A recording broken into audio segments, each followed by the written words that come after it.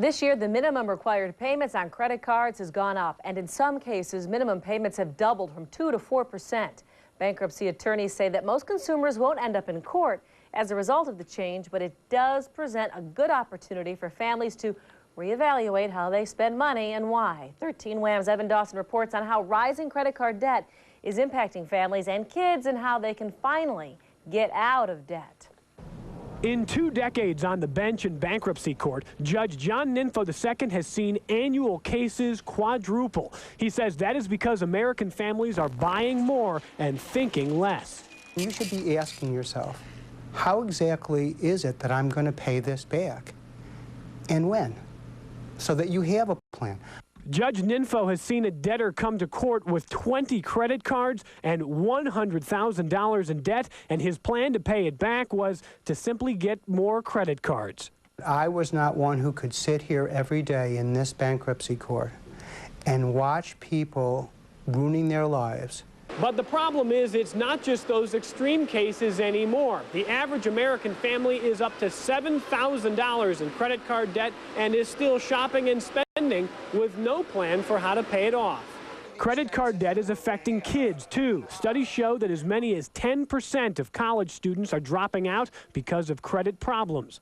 Young people are losing out on jobs, student loans, admission to graduate school, apartments, and many other things. Because they are getting into credit card debt.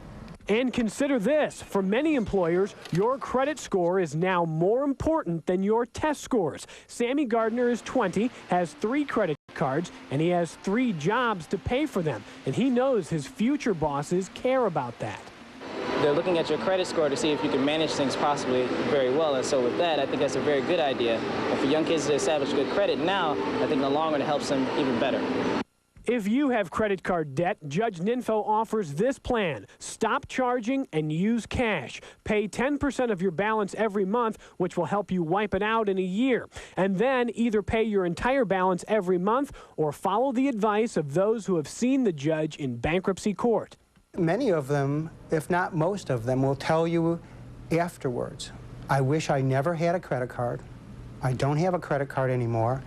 I tell all my friends and family, don't have a credit card.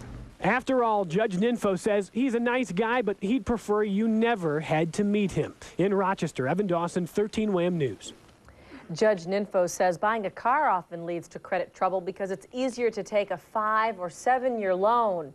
He recommends a 3-year loan to avoid trouble down the road. For more resources on managing your credit, you can go to our website, 13wham.com.